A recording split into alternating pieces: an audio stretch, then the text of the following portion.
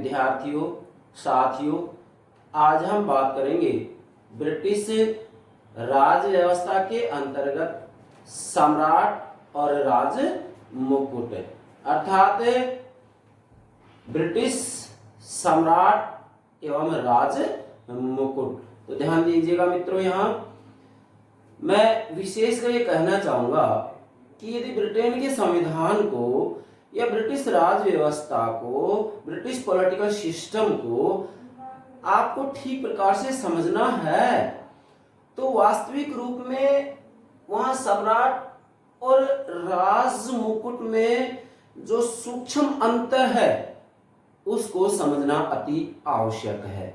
देखिएगा, ब्रिटिश संविधान की यह सबसे महत्वपूर्ण विशेषता है क्या कि वहां सिद्धांत और व्यवहार में सबसे ज्यादा अंतर पाया जाता है। जैसे मैं कहना चाहूंगा कि सिद्धांत में वहां निरंकुश राजतंत्र की बात की जाती है, ढांचे में वैधानिक राजतंत्र की बात की जाती है और व्यवहार में वहां लोकतंत्र मौजूद है। तो हम कह सकते हैं कि वहां सिद्धांत और व्यवहार में बहुत ज्यादा अंतर पाया जाता है। तो चलिए मेरे प्राणों से प्यारे विद्यार्थियों, हम आपको बता रहे हैं यहाँ क्या कि सम्राट और राज मुकुट में जो सूक्ष्म अंतर है उसको समझना अति आवश्यक है। जब तक आप सम्राट और राज मुकुट को नहीं समझेंगे, ब्रिटेन का संविधान आप ठीक से समझ नहीं सकते हैं।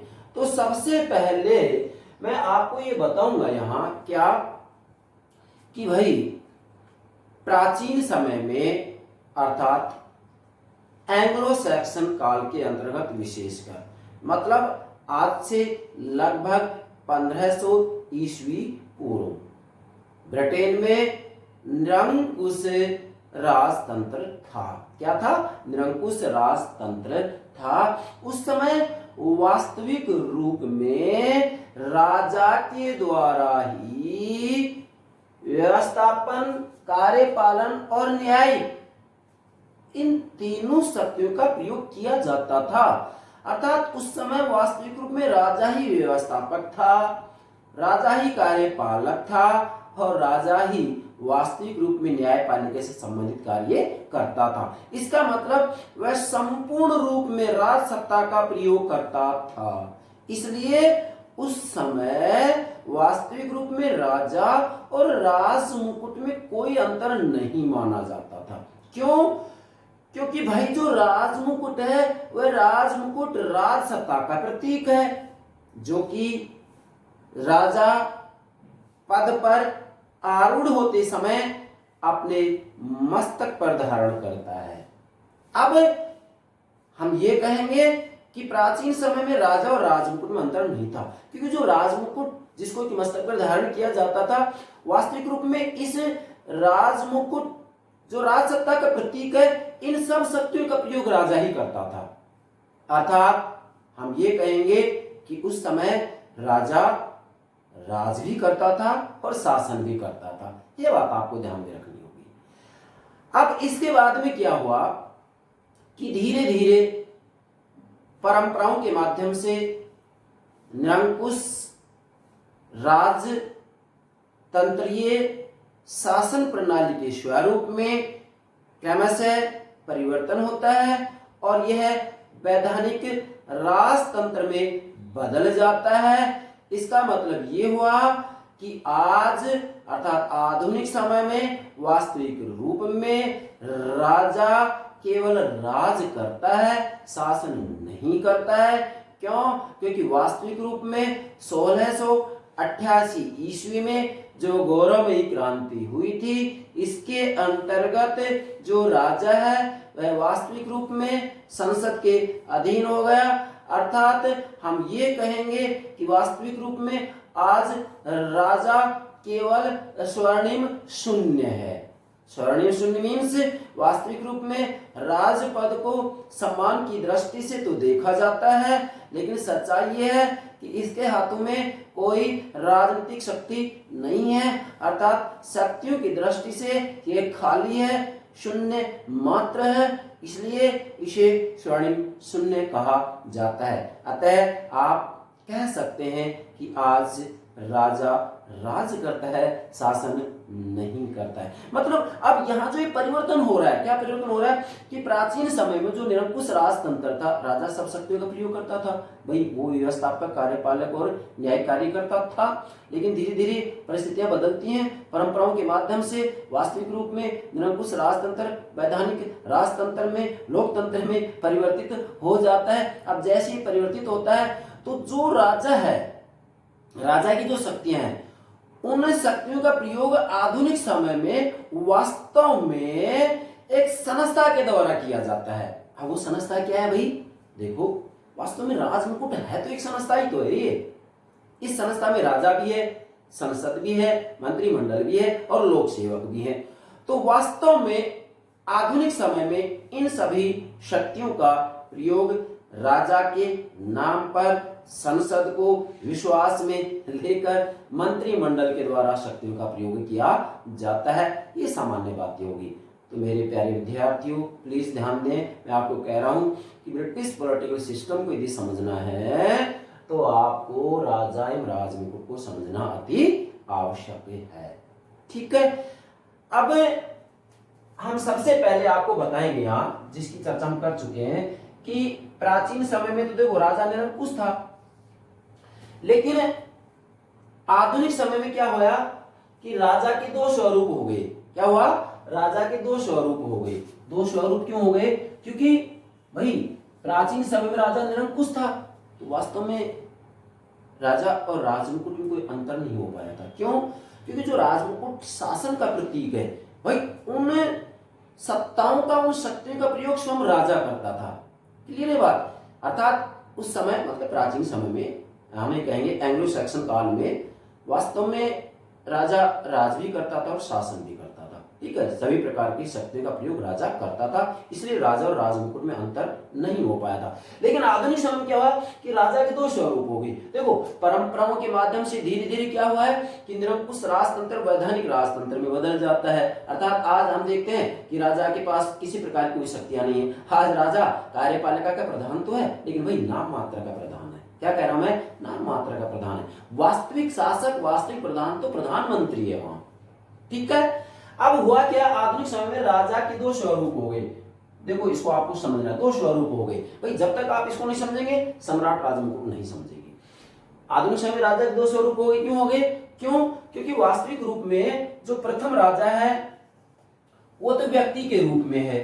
क्या है? व्यक्ति के रूप में राजा है। और दूसरा जो राजा है वो संस्था के रूप में, क्या? वह संस्था के रूप में है। अब जो प्रथम राजा व्यक्ति के रूप में है वो तो सम्राट है। क्या है? सम्राट। नोट कीजिएगा, प्रथम राजा जो व्यक्ति के रूप में है वो तो सम्राट है, और दूसरा जो राजा है संस्था के रूप में, संस्था के रूप में वो क्या है? राजमुकुट है। क्यों? क्योंकि आज आधुनिक समय में राजा राज तो करता है लेकिन शासन नहीं करता। शासन कौन करता है? शासन तो ये संस्था करती है। इस संस्था में कौन कौन है भाई? इसमें है, ध्यान देंगे, राजा, संसद, मंत्रिमंडल और लोक सेवक। ठीक है, अब वास्तव में राजा तो नाम मात्र का प्रधान है, और संसद को विश्वास में लेकर के शक्तियों का प्रयोग कौन करता है? मंत्रिमंडल करता है।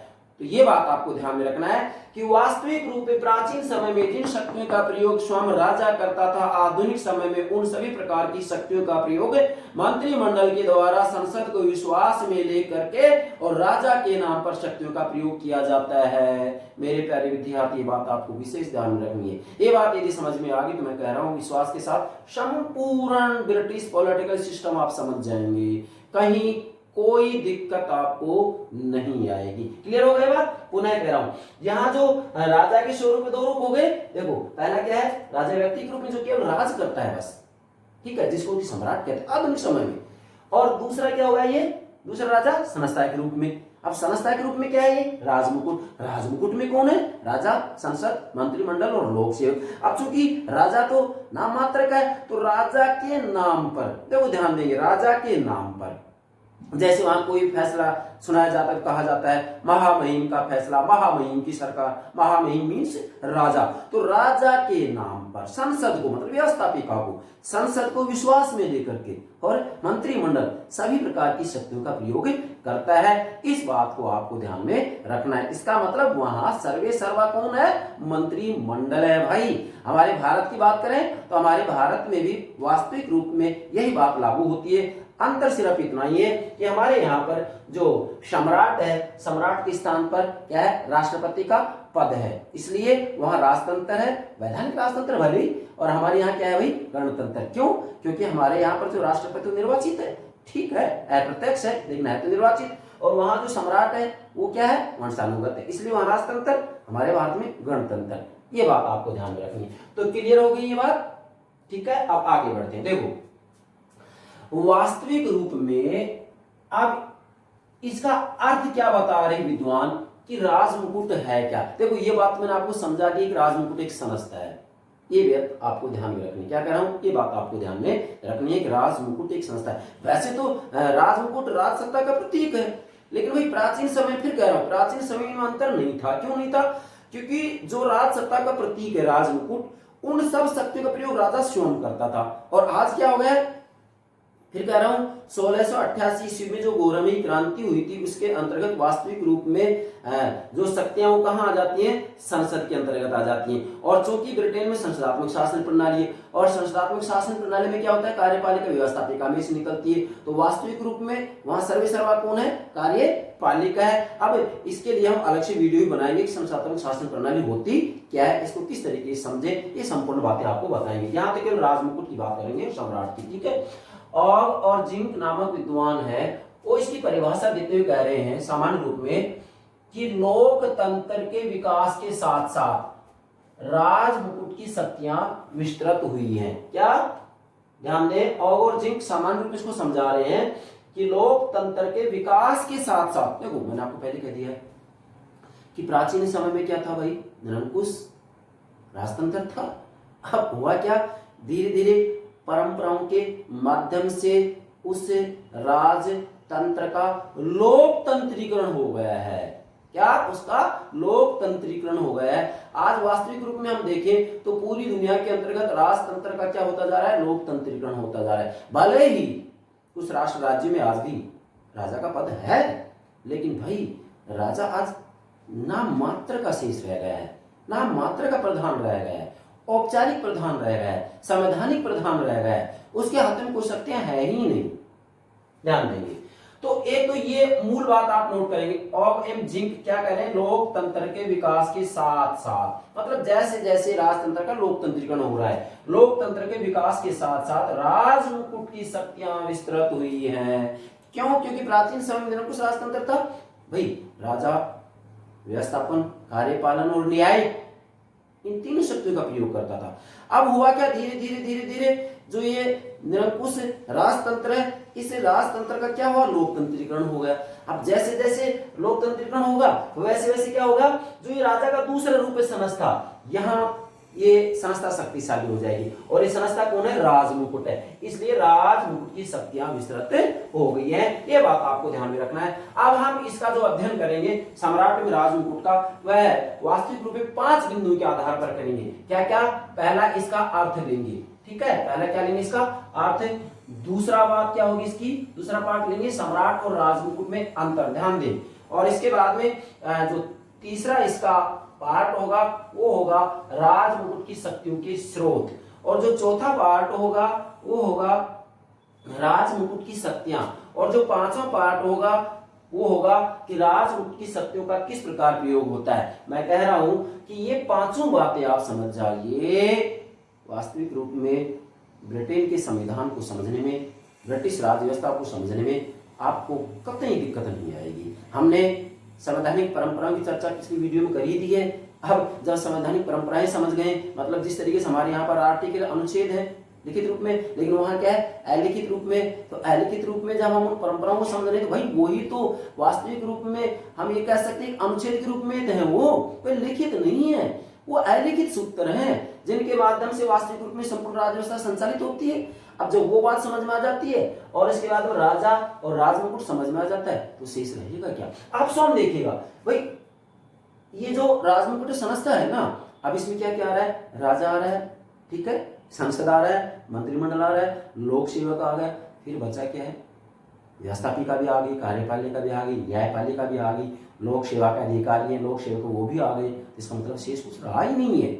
जब ये हम समझ जाते हैं तो मैं विश्वास के साथ पुनः कह रहा हूं, आप संपूर्ण ब्रिटिश पॉलिटिकल सिस्टम को अवश्य समझेंगे, कहीं कोई परेशानी आपको नहीं आएगी। चलिए अब हम इसका अर्थ बताते हैं कि विद्वान इस अर्थात राजमुकुट का क्या अर्थ बता रहे हैं। नंबर 1 नोट कीजिएगा, एक विद्वान है जिसकी चर्चा बार बार हो रही है, ऑग एम जिंक। नोट कीजिएगा क्या है? ऑग एम जिंक। क्या कह रहे हैं? इसकी परिभाषा देते किसकी? राजमुकुट कि राजमुकुट राज्य की सर्वोच्च कार्यपालिका शक्ति है तथा इसमें सर्वोच्च सत्तावान संसद और मंत्रीगण सम्मिलित हैं। भाई कोई नई बात नहीं है इसमें, नहीं, मैं आपको पहले बता चुका हूं कि वास्तविक रूप में राजमुकुट राज्य की सर्वोच्च कार्यपालिका शक्ति है, अर्थात वास्तव में इसमें कौन कौन सम्मिलित है ये बताने की संसद और मंत्रीगण है। वास्तविक रूप में देखा जाए तो शक्ति का प्रयोग करता कौन है भाई? मंत्रिमंडल ही तो करता है। मंत्रिमंडल कैसे करता है? संसद को विश्वास में लेंगे और राजा के नाम से शक्ति का प्रयोग करेंगे। तो बात यहाँ पर वही आ रही है, ठीक है। अब अगला जो विद्वान है, पहली परिभाषा होगी ये, और दूसरी जो परिभाषा होगी वो किसकी होगी? मुनरो की। नोट कीजिएगा किसकी है? मुनरो। मुनरो क्या कह रहे हैं राजमुकुट के बारे में कि एक कृत्रिम, ठीक है, एक कृत्रिम या विधि व्यक्ति का है जो न कभी शरीर धारण करता है और न कभी मरता है। मतलब मुनरो ने राजमुकुट को, चूंकि ये समझता है तो क्या कह रहे हैं मुनरो राजमुकुट के बारे में कि राजमुकुट एक कृत्रिम, देखो फिर मैं कह रहा हूं, राजमुकुट मतलब आप इस संस्था के रूप में ले सकते हो, और संस्था में कौन है? राजा, संसद, मंत्रिमंडल, लोक सेवक। तो इसके आधार पर समझे मुनरो क्या करें? राजमुकुट, नोट कीजिएगा, राजमुकुट एक कृत्रिम या विधि व्यक्ति है, कानूनी व्यक्ति है जो न कभी शरीर धारण करता और न कभी मरता ही है। अर्थात राजा का जन्म होता है, मृत्यु भी होती है, लेकिन चूंकि राजमुकुट राज सत्ता का प्रतीक है तो ना कभी इसका जन्म होता है ना कभी ये मरती है, ये है निरंतर बनी रहती है। क्यों? क्योंकि सत्ता का प्रतीक है भाई, और सत्ता कभी मरती है कभी जन्म लेती है, सत्ता निरंतर बनी रहती है। तो ये मुनरो कह रहे हैं इसके बारे में, ये परिभाषा आपको ध्यान में रखनी है। अगली जो परिभाषा दे रहे हैं वो एस ई फाइनर है। नोट कीजिएगा क्या है? एस ई फाइनर, ये तीसरी परिभाषा होगी इसकी, नोट कीजिएगा। ये क्या करें कि राजमुकुट राजनीतिक शक्तियों के असली केंद्रों के ऊपर एक अलंकृत उपाधि है। नोट कीजिएगा क्या करें? कोई नई बात नहीं है इसमें भी कि राजमुकुट राजनीतिक शक्तियों, पॉलिटिकल पावर, राजनीतिक शक्तियों के असली केंद्रों के ऊपर एक अलंकृत उपाधि है कि वास्तविक रूप में जो राजमुकुट है वह तो राजा, संसद, मंत्रिमंडल और लोक सेवक, इनके ऊपर एक अलंकृत उपाधि है। कैसे? इसको हम जैसे त्रिभुज के माध्यम से समझा रहे हैं, आपको सामान्य स्वरूप में समझ जाएंगे। ये क्या हो गया भाई? यहाँ आप देखेंगे ये संसद हो गया, ठीक है, ये स्वयं राजा हो गया, और भाई ये क्या हो गया? मंत्रिमंडल हो गया, मंत्रिमंडल हो गया, और ये इसके शीर्ष के ऊपर हम समझने के लिए लेंगे क्या? राजमुकुट। क्या? ये राजमुकुट हो गया। तो वास्तविक रूप में कह रहे अलंकृत उपाधि है। अब यहाँ क्या हो रहा है? ये जो राजमुकुट है, ध्यान देंगे, ये अलंकृत उपाधि होगी, लेकिन होता क्या है यहाँ? ये जो मंत्रिमंडल है ये राजा के नाम पर, क्या? राजा के नाम पर संसद को विश्वास में लेते हुए और सभी प्रकार की शक्तियों का प्रयोग करती है। ये बात आपको ध्यान में रखनी है। पुनः मतलब फिर से मैं दोहरा रहा हूं एक बार कि इसमें यदि आप संपूर्ण बातें समझनी है तो क्या ध्यान रखेंगे? देखो वास्तविक रूप में आधुनिक समय में सभी प्रकार की शक्तियों का प्रयोग तो कौन करता है? मंत्रिमंडल करता है, लेकिन कैसे करता है? राजा के नाम से। जैसे वहां कहा जाता है महामहिम की सरकार, महामहिम का फैसला मतलब राजा का फैसला, राजा के नाम पर संसद को विश्वास में जरूर लेना पड़ेगा। संसद को विश्वास में लेकर के मंत्रिमंडल सभी प्रकार की शक्तियों का प्रयोग करता है। इसलिए तो लॉर्ड हेवर्ड ने कहा है कि वास्तविक रूप में ये मंत्रिमंडल क्या है, एक तानाशाही होती जा रही है।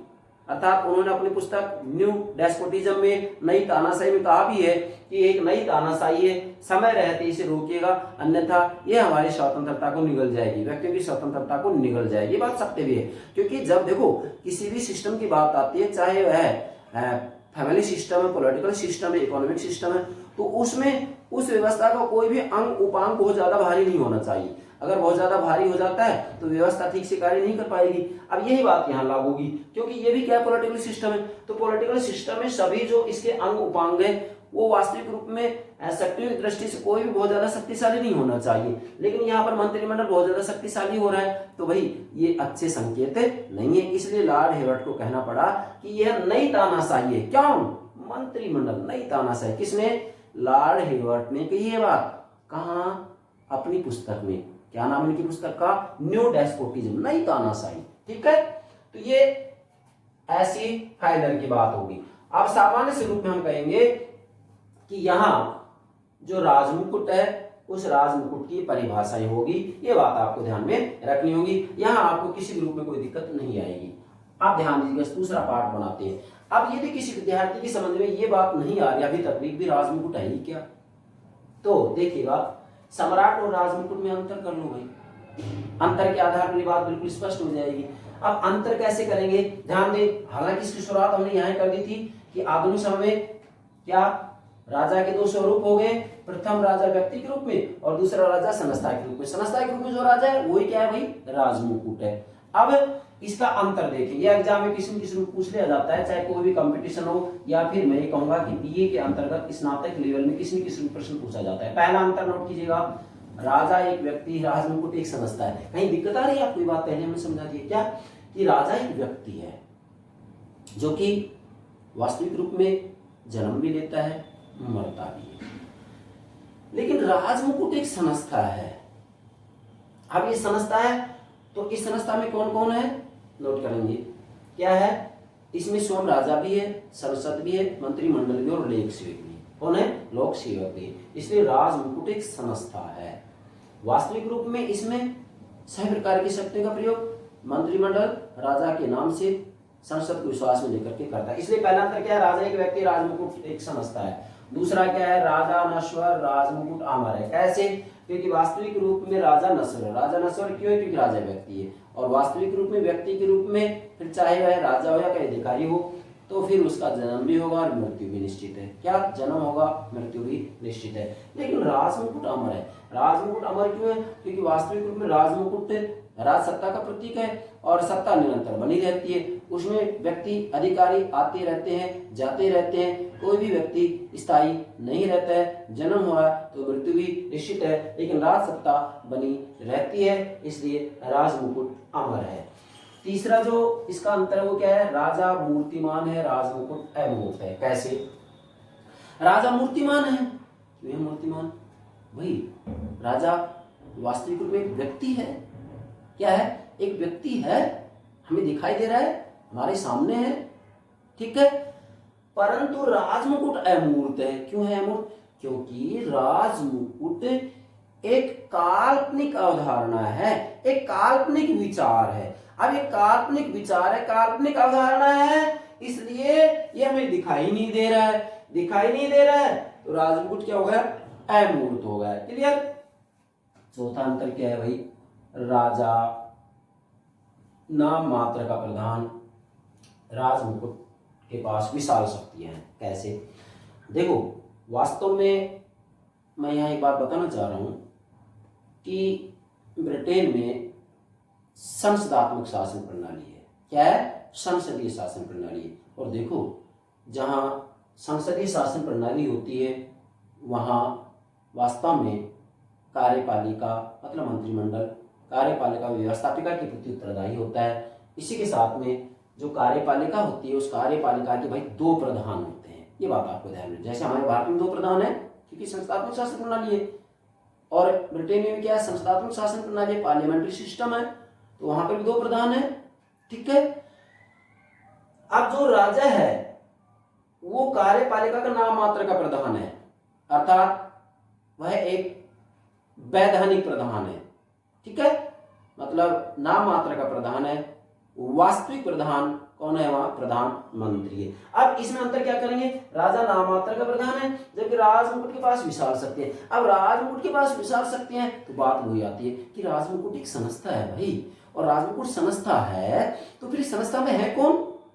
देखो हम राजा तो है ही, लेकिन राजा के पास कोई शक्ति है नहीं, स्वर्ण शून्य है ये।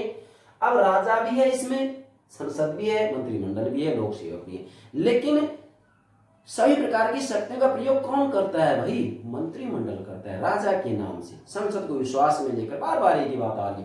इसका मतलब राजमुकुट के पास विशाल शक्तियां हैं और राजा नाम मात्र का प्रधान है, उसके पास में कोई शक्तियां है ही नहीं।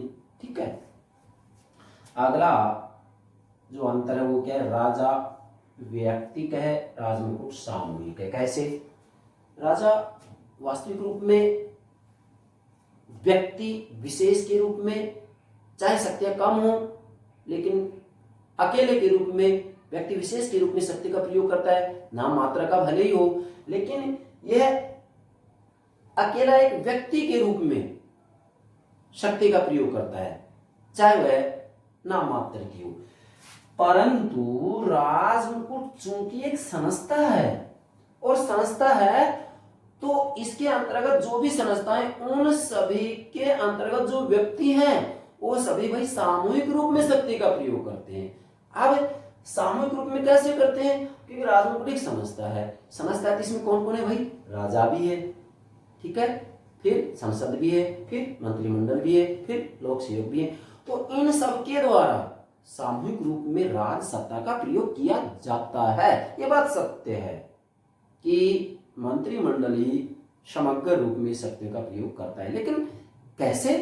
फिर कह रहा हूं, राजा के नाम पर, संसद को विश्वास में लेकर के ये शक्ति का प्रयोग करता है। इसलिए आप कह सकते हैं कि राजा व्यक्तिक है और राजमुकुट सामूहिक है। तो यहां पर ये आपका क्या हो गया? सम्राट और राजमुकुट में अंतर हो गया।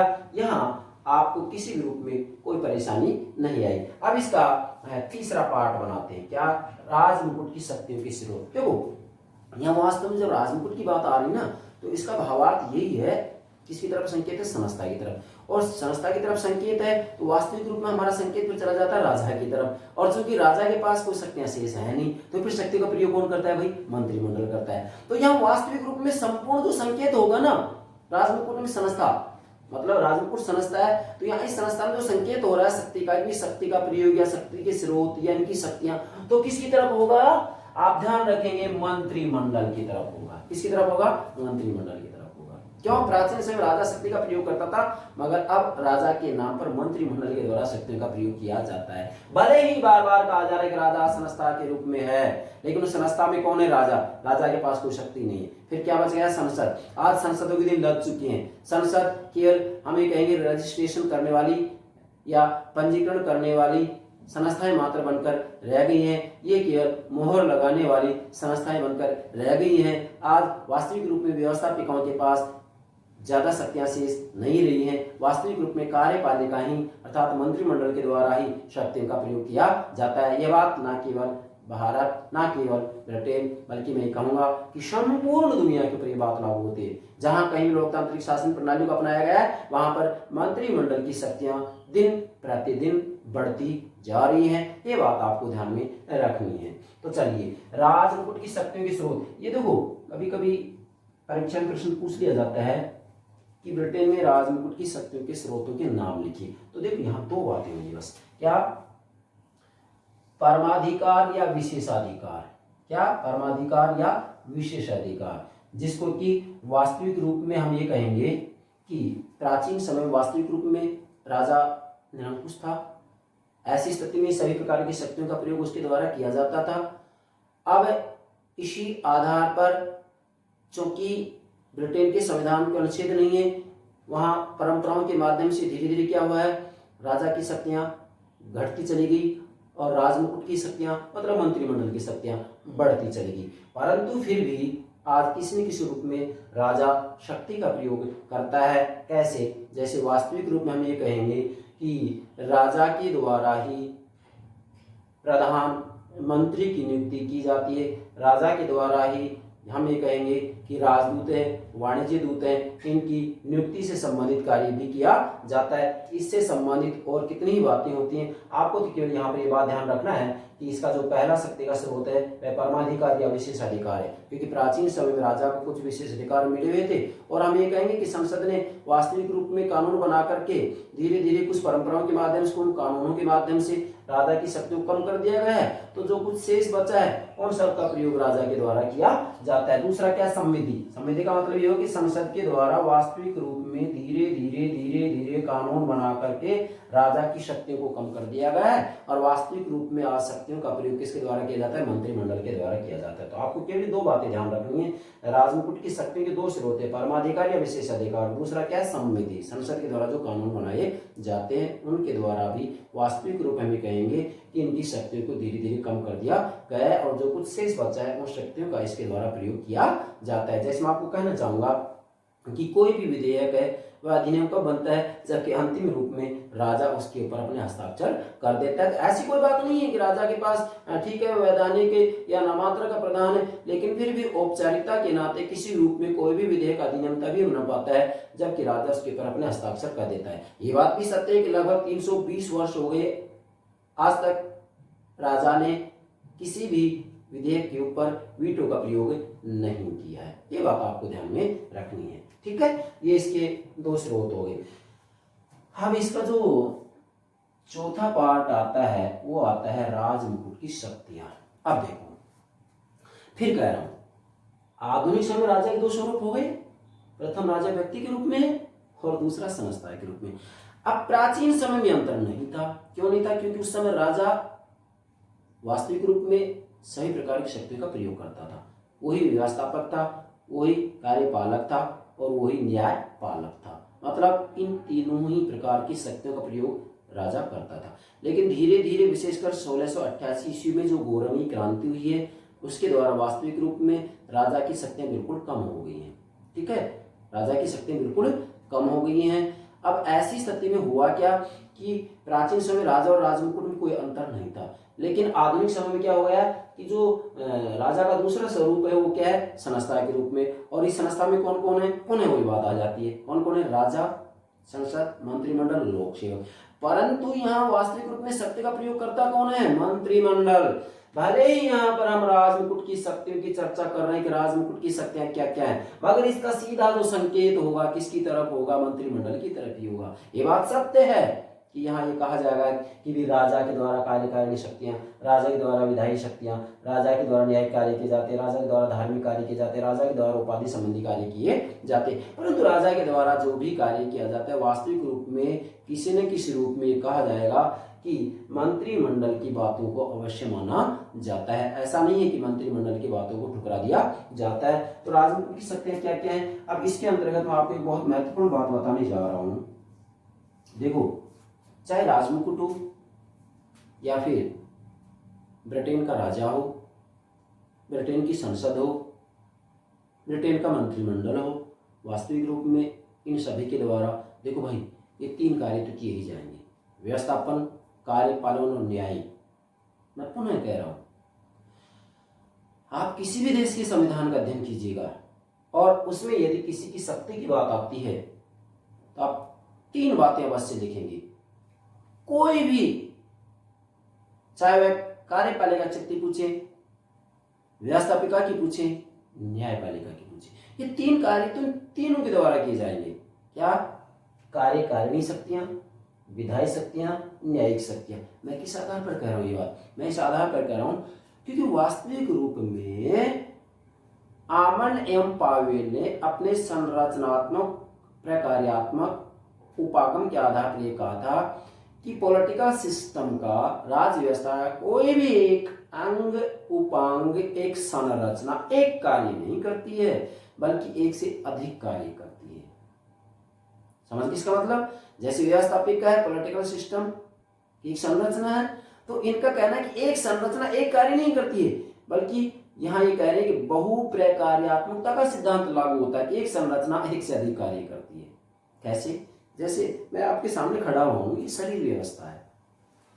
अब इस शरीर व्यवस्था में बताइए मुझे, क्या हाथ के द्वारा एक ही कार्य किया जाएगा, लिखने का कार्य? क्या और कार्य नहीं किए जाते? इसके द्वारा आशीर्वाद देने का कार्य किया जाता है। इससे हम भोजन ग्रहण करने संबंधित कार्य भी करते हैं। इसके द्वारा अन्यत्र कितने ही अनगिनत कार्य किए जाते हैं।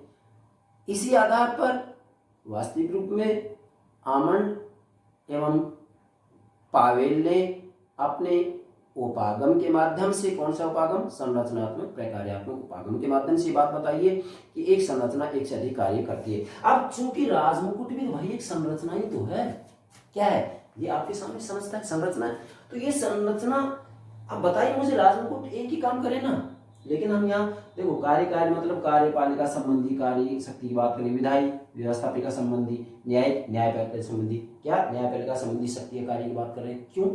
आप फिर कह रहा हूँ किसी की भी शक्तियों का अध्ययन कीजिएगा, ये 3 बिंदु तो आपको मिलेंगे ही मिलेंगे। सबके बारे में 3 बिंदु लिख सकते हैं। मान लीजिएगा भारत के बारे में पूछा था कि भारत के राष्ट्रपति की शक्तियां बताइए, भारत के प्रधानमंत्री की शक्तियां बताइए, आप बेझिझक होकर के 3 बिंदु लिखेंगे, कार्यकारिणी शक्तियां, विधायी शक्तियां, न्यायिक शक्तियां, क्योंकि ये तीनों कार्य ऐसे हैं जो सभी संस्थाओं के द्वारा किसी न किसी रूप में किए जाते हैं। एक अकेली संस्था अकेले के रूप में कार्य नहीं करती है। अब चलिए बात करते हैं, राजमुकुट की पहली शक्ति क्या है? वही कार्यकारिणी शक्ति। अब यहाँ जो मूलतः संकेत होगा किसकी तरफ होगा? राजा की तरफ, सम्राट की तरफ, ठीक है। परंतु चूंकि सम्राट नामात्र का है तो फिर शक्ति का प्रयोग कौन करेगा? मंत्रिमंडल करेगा। ये बात आपको ध्यान रखनी है। तो पहला बिंदु क्या बनेगा? कार्यकारिणी शक्ति। कार्यकारिणी शक्ति इसका मतलब क्या है कि वास्तविक रूप में सम्राट के द्वारा ही प्रधानमंत्री की नियुक्ति की जाती है। इसी के साथ में प्रधानमंत्री की सहमति से अन्य मंत्रियों की नियुक्ति की जाती है, राजदूतों की नियुक्तियां की जाती है, वाणिज्य दूतों की नियुक्तियां की जाती है। इसी के साथ में तीनों सेनाओं का प्रधान भी होता है। अर्थात मेरा कहने का भावार्थ ये है कि वास्तविक रूप में यहाँ पर इनके द्वारा विदेश नीति से संबंधित कार्य भी किया जाता है। मूलतः मैं यहाँ कहना चाहूंगा कार्यकारिणी मीन्स, इसका मतलब ये है कि जो वहां की संसद है उसके द्वारा जो कानून बनाए जाएंगे उन कानून की क्रियान्विति से संबंधित कार्य राजमुकुट के द्वारा किया जाएगा। कानूनों की क्रियान्विति से संबंधित जो कार्य किया जाता है उसे ही कार्यकारिणी शक्तियां कहा जाता है, या कार्यकारिणी कार्य कहा जाता है, या कार्यपालन शक्तियां कहा जाता है, या कार्यपालन कार्य कहा जाता है, या विधियों की क्रियान्विति संबंधित, क्या विधियों की क्रियान्विति से संबंधित कार्य शक्तियां कहा जाता है। ये बात आपको ध्यान में रखनी है। तो पहला होगा। दूसरा क्या है? विधायी शक्तियां। विधायी शक्तियां मतलब क्या है? चूंकि वहां संसद में कौन कौन होते हैं? राजा, लोक सदन और लॉर्ड सभा। अब वहां जब कोई कानून बनाए जाएंगे, संसद में विधेयक प्रस्तुत किया जाएगा, उसके बाद में संसद से पारित कर देगी, ठीक है। फिर कहां भेजा जाएगा? सम्राट के पास भेजा जाएगा और सम्राट अपने हस्ताक्षर करेगा, उसके बाद में विधेयक अधिनियम बनेगा। तो इसका मतलब वास्तविक रूप में जो राजमुकुट है चूंकि समझता है, इसके द्वारा विधायी शक्तियां अर्थात विधायी कार्य भी किए जाते हैं, इसको विधायी शक्तियां प्राप्त हैं। मतलब कानून बनाने से संबंधित कार्य भी इसके द्वारा किया जाता है, अर्थात विधियों का निर्माण करने से संबंधित कार्य इसके द्वारा किया जाता है। ये बात आपको ध्यान में रखनी है। तीसरा क्या है? न्यायिक शक्ति। न्यायिक शक्तियां का मतलब क्या होगा? क्योंकि वास्तविक रूप में जो सम्राट है, जो राजा है, वह ही वास्तविक रूप में न्यायिक शक्तियों का प्रयोग करता है। राजमुकुट के अंतर्गत जो राजा होता है, जो सम्राट, सम्राट के द्वारा ही न्यायाधीशों की नियुक्तियां की जाती हैं। इसी के साथ में हम कहेंगे कि जितने भी फौजदारी मामले हैं उन सब के ऊपर जो निर्णय लिया जाता है वह भी वास्तविक रूप में राजा के द्वारा ही लिया जाता है। इसी के साथ में वहां राजा को क्षमा दान का भी अधिकार है, मतलब किसी के दंड को कम भी किया जा सकता है, समाप्त भी किया जा सकता है, स्थगित भी किया जा सकता है, परिवर्तित भी किया जा सकता है। इसलिए आप कहेंगे कि वहां वास्तविक रूप में जो राजमुकुट है उसको क्षमादान का अधिकार भी दिया गया है। अब राजमुकुट को दिया गया, इसका मतलब संकेत किसकी तरफ? राजमुकुट की समझता है, तो यहाँ राजा की तरफ संकेत है। अब चूंकि राजा शक्ति का प्रयोग करता नहीं तो कौन करता है? मंत्रिमंडल करता है। तो 3 बातें होगी, कार्यकारिणी शक्तियां, विधायी शक्तियां, न्यायिक शक्तियां। चौथा क्या है? धार्मिक शक्तियां। धार्मिक शक्तियों का तात्पर्य क्या होगा कि वास्तविक रूप में वहां ब्रिटेन के अंतर्गत जो चर्च की सभा है, राष्ट्रीय सभा, वास्तविक रूप में उससे संबंधित जो कृत्य होते हैं वह किसी न किसी रूप में राजमुकुट के द्वारा अर्थात सम्राट के द्वारा ही तय किए जाते हैं। ये बात आपको ध्यान में रखनी है। इसलिए कहा जाता है कि इसको धार्मिक शक्तियां भी प्राप्त हैं। और अंतिम जो पांचवी शक्ति वो क्या है, उपाधि संबंधी शक्तियां। क्योंकि वास्तविक रूप में सम्राट को सम्मान सम्मान का स्रोत माना जाता है, सम्मान का प्रतीक माना जाता है। इसलिए वहाँ वास्तविक रूप में किसी भी रूप में सेवा के लिए एक वर्ष में 2 बार उपाधियां सम्राट के द्वारा ही दी जाती हैं। ये बात आपको ध्यान में रखनी है। अर्थात वास्तविक रूप में किसी का भी सम्मान करना हो, उसे उपाधि देनी हो, तो वह उपाधि सम्राट के द्वारा ही दी जाती है। तो ये हो गए आपके राजमुकुट की शक्तियां। अर्थात मूलतः हम ये कहेंगे कि वास्तविक रूप में राजमुकुट एक संस्था है और इस संस्था में राजा, संसद, मंत्रिमंडल, लोक सेवक है। तो वैसे देखा जाए तो ये लग रहा है कि ये कार्य राजा के द्वारा किए जाते हैं, परंतु राजा चूंकि नाम मात्र का है इसलिए वास्तविक रूप में इन सभी प्रकार की शक्तियों का प्रयोग, अर्थात वहाँ कानून की क्रियान्वित करने की बात आती है तो प्रधानमंत्री सर्वेसर्वा होता है। मंत्रिमंडल को अपने पक्ष में लेकर के उसके द्वारा वास्तविक रूप में विदेश नीति भी तय की जाती है और कानून की क्रियान्वित की जाती है। इसके बाद में कानून बनाने संबंधित जो कार्य है वास्तविक रूप में विधेयक का जो प्रारूप होगा वह मंत्रिमंडल ही तय करता है। उसके बाद में संसद में भेज दिया जाता है, संसद में का बहुमत होता है और पारित हो जाता है और इसके बाद में राजा नाम मात्र का प्रधान हस्ताक्षर कर देता है, विधेयक अधिनियम बन जाता है। इसके बाद में न्यायिक शक्ति की बात आती है। ये बात ठीक है कि वास्तविक रूप में न्याय का जो स्रोत है वह राजा ही है, लेकिन यहाँ पर भी वास्तविक रूप में किसी न किसी रूप में मंत्रिमंडल से परामर्श लेकर ही राजा के द्वारा अपना फैसला लिया जाता है। ये बात भी आपको ध्यान रखनी है। इसी के साथ में चाहे उपाधि की बात है या धार्मिक शक्तियों की बात है, इसके अंतर्गत भी हम ये कहेंगे कि किसी न किसी रूप में मंत्रिमंडल से परामर्श, सलाह मशविरा अवश्य किया जाता है। तो मूलतः यहाँ पर वैसे तो देखेंगे तो राजमुकुट की शक्तियां हैं, लेकिन वास्तव में राजमुकुट एक संस्था है और उस संस्था में सर्वेसर्वा कौन होता है, मंत्रिमंडल होता है। ये बात आपको ध्यान में रखनी है। तो ये 5 बातें होगी राजमुकुट की शक्तियों से संबंधित। तो यहाँ किसी भी रूप में कोई बात शेष नहीं रही है। इसके बाद में भाई अंतिम 5वां पार्ट हम बना रहे हैं क्या, कि राजमुकुट की शक्तियों का किस प्रकार प्रयोग होता है। अब दिक्कत आ गई है, आपसे पूछा जाए राजमुकुट की शक्तियों का प्रयोग कैसे किया जाएगा, क्योंकि वास्तव में राजमुकुट तो क्या है, राजसत्ता का प्रतीक है। तो क्या जो प्रतीक है वो वास्तव में शक्ति का प्रयोग कर सकता है, नहीं कर सकता। तो फिर कौन करेगा, ध्यान दें। क्योंकि राजमुकुट भाई एक संस्था है। अब इस संस्था में कौन है, राजा है। तो राजा नाम मात्र का है, राजा के पास आज कोई शक्तियां है ही नहीं। राजा को आज स्वर्णिम शून्य कहा जाता है कि सम्मान का पद है, इसलिए उसे स्वर्णिम कह दिया गया है। और वास्तव में किसी भी रूप में इसके पास कोई राजनीतिक शक्ति नहीं है, इसलिए शून्य कह दिया है। तो क्या हो गया, स्वर्णिम शून्य हो गया। तो राजा स्वर्णिम शून्य है, राजा को छोड़ दिया। आगे बढ़ते हैं। दूसरा क्या है, संसद है। तीसरा क्या है, मंत्रिमंडल है। चौथा क्या है, लोक सेवक है। इस संस्था में तो वास्तव में शक्ति का प्रयोग कौन कर रहा है यहाँ भाई, मंत्रिमंडल करता है। ध्यान दें, आपसे पूछा जाए राजमुकुट की शक्तियों का किस प्रकार प्रयोग होता है, तो आप जवाब देंगे, क्या जवाब देंगे, कि मंत्रिमंडल के द्वारा, मतलब कार्यपालिका के द्वारा।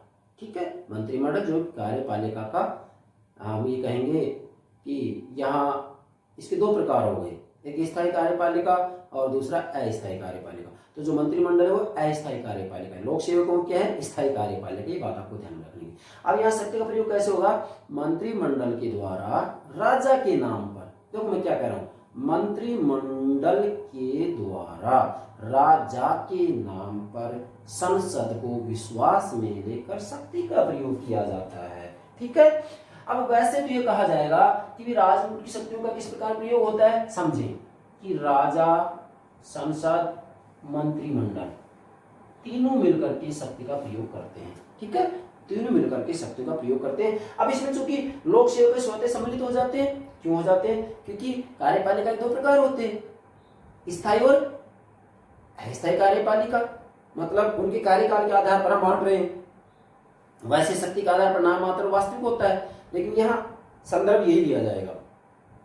तो स्थायी कार्यपालिका में कौन होते हैं, लोक सेवक होते हैं। अस्थायी कौन होता है, मंत्रिमंडल होता है। ठीक है, अब यहाँ वास्तविक रूप में राजा, संसद, मंत्री मंडल तीनों मिलकर के शक्ति का प्रयोग करते हैं, लेकिन वास्तविक रूप में देखा जाए तो भाई राजा नामात्र का हो गया, समझे, नामात्र का हो गया ना।